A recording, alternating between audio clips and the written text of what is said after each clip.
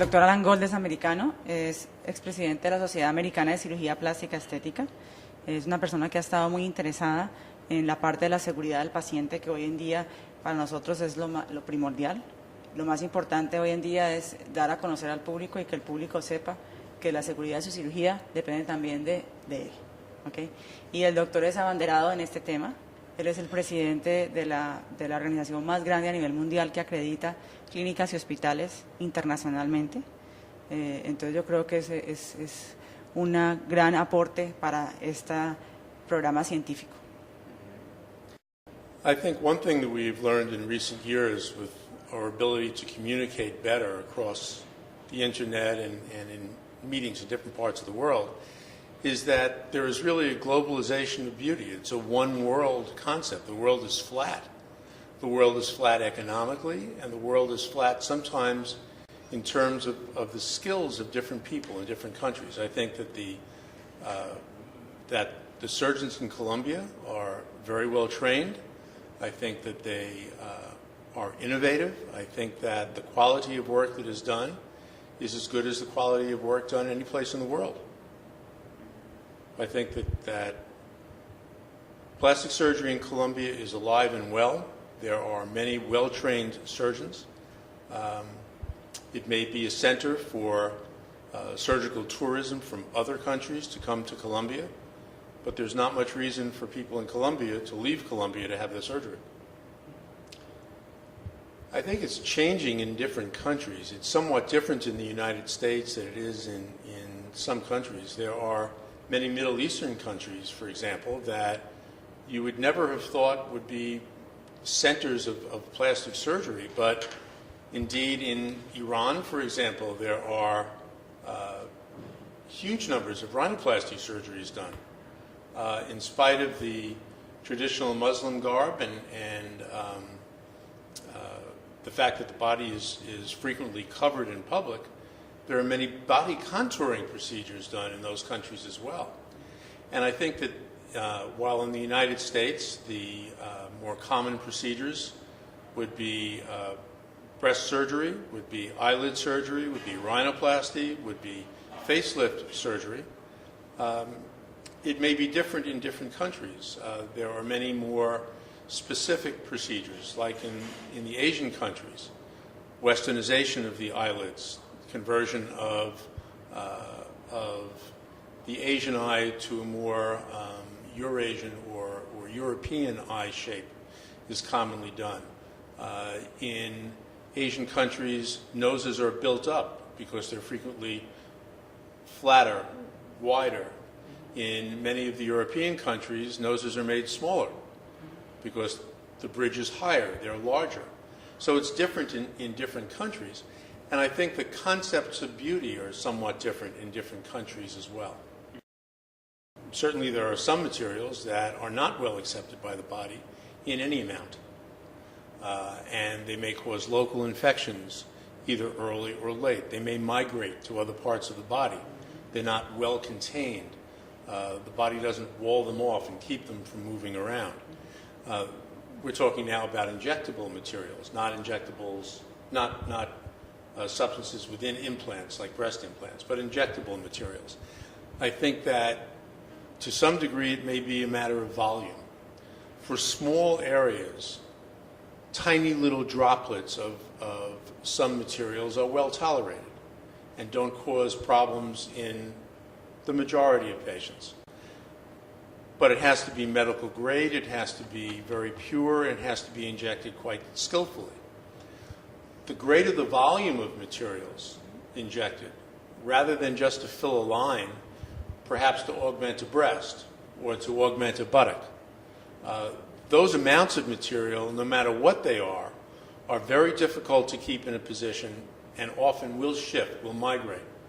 And those types of volumes that are put in those areas are too great for the body to be able to handle, and there are many, many complications, even in the best of hands. So I think that it depends on the material that's used, how much of it is used, where it is placed, and who is doing it. There are, unfortunately, many people who will think that it's simple to increase the size or shape of a body part with an injection. It's not. And the lay people that do it, or not properly trained physicians that do it, the complication rate can be enormously high and very dangerous for the patient. So there are materials that are well tolerated in tiny amounts, but all injectables have some degree of risk, and the greater the volume, the less control over where it's placed and how it's contained, and the less skill that the injector uses, are all things that determine the complications. Almost everything that we do has a risk of complications. And I think that the greatest assurance that a patient can have is the skill and the training of the surgeon that they're using. I think that the qualifications of the person that is treating you is something that the patient really needs to look at. Are you being treated by a plastic surgeon? Is it a trained and a certified plastic surgeon?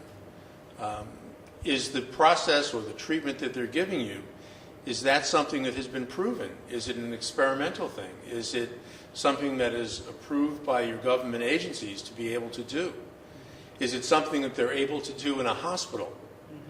Many times the hospitals will have screening committees that will authorize what procedures the surgeon can do, and will sometimes limit either the procedure or limit which kinds of surgeons can do it, what kind of physician is able to do that. So I think that one of the problems with aesthetic surgery is that it is often done in an office setting outside of the oversight of other physicians. And so sometimes doctors will do things that they're really not trained to do, or is not really legal for them to be doing if it was in a more structured setting like a hospital. So I think that one of the critical things for the patient to ask is, what kind of training do you have? Are you a plastic surgeon, and where did you train? And do you have privileges to do in a hospital what you want to do for me in your office? If you don't have privileges in a hospital, it means that something's wrong. Either the procedure is not a good one and it's not approved, or that your training is not sufficient for you to be doing that procedure. So that's very critical for patients to look at when they're looking at whether it's safe to have something done or not. And it's very important in this age of again, a globalization of treatment, that if you're going to go far away from home, if you're going to go to another country to have a procedure done, it's even more critical to ask those same questions, because you may not know your surgeon as well. It may not be as easy to check their credentials or their training. You may not know what the local regulations are. You may not know who's going to be taking care of you after your treatment. So all of those things, it's really important that the patient investigate before they let anybody treat them. I think it varies tremendously in different parts of the world. Some countries have much more rigid restrictions on who can do what, but it doesn't mean that the plastic surgeons in that country have equal training to plastic surgeons in some other countries. I think that one of the crucial things that someone can do if they're looking to go to another country to have surgery is to check through the International Society for Aesthetic Plastic Surgery, through ISAPS, to see what the credentials of that surgeon may be, what the training is of that individual, and if he's a member of that international organization. Is that surgeon a member of their local plastic surgery organization as well? And then there now are international accrediting agencies, such as the American Association for Accreditation of Ambulatory Surgery Facilities, has an international branch where, and I sit on the board of that organization, where we will accredit facilities in other countries, so that at least if you know that your surgeon is a member of the International Society of Aesthetic Plastic Surgery, is a member of their country's regional society of plastic surgery, and if the facility that you're going to be operated upon in is an inspected and accredited facility, so you know that the equipment and the personnel and the policies and the sterility and all of those things were appropriate, that's the best way for you to look, to know where to go if you're going to leave home. That's why we're looking through international agencies to give a more standardized multinational position on the safety of that facility and on the adequacy of the training of that surgeon. In the United States, and I can speak in the United States specifically, it is even different in different states within the United States. It's not a federal, it's not a national legislation. It's sometimes easier in a smaller country to legislate nationally a more even standard. There are countries that limit the ability of surgeons to advertise what kind of surgery they do or what kind of training they have. France has just passed very, very strict legislation that certain procedures can only be done by plastic surgeons. Italy is looking at similar legislation. In the United States, it's different in different states. Some states will not allow you to advertise that you are certified in a specialty unless it's one of the certain number of recognized boards of specialty training. Some people make up their own boards and say that they're board certified in something they've just made up. And there are different states in the United States where that's still allowed. So it's very different in different countries. What the availability of mass media to the public has done, even beyond the internet, but in reality television shows and so forth, I think that it has publicized what plastic surgery can do, and that plastic surgery is really available to just about everyone. So I think that was a benefit. I think that many of the shows, though, I think were poorly done and were inappropriate and caused unrealistic expectations in the public of what can be done or should be done. Some of the shows would not screen the patients very well, and they would take a patient who was emotionally not a good candidate for surgery. There was one contest show in the United States where they would take a patient or a group of patients who had very poor self-images, who were constantly rejected throughout their life, who were very unattractive, and they would operate on all of them and remake them. But they all looked the same. Everyone had the same operations. They had the same big hair and big lips and big cheeks and big breasts, and they all looked the same.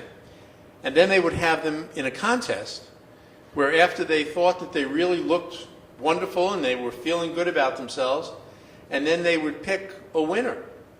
Well, everyone who was the loser then lost their self-esteem again. Of course. And now they were shattered. Now that they thought that they had been remade and had this great image of themselves, now they were just rejected once again. And some of those people did not do well emotionally. So I think that sometimes the shows were harmful in not picking appropriate patients. Some were harmful in not showing that there are potential complications that can occur with the surgery. They made it seem like everything is fine if you just go away and hide for 6 weeks, you come back with no problems. Some of the shows were good, though, and they did show complications and people that took a longer time to heal, or someone that had an infection and had to go through a prolonged recovery period. So I think in summary, it's better that the public is now better informed that these things are out there, that it's possible to change their appearance in a safe way. Some of the shows have been very helpful because they give a realistic idea of what's possible, but some have been harmful and mislead a lot of the public in terms of what can be done and what it can do to change their life in all different ways, and it really can.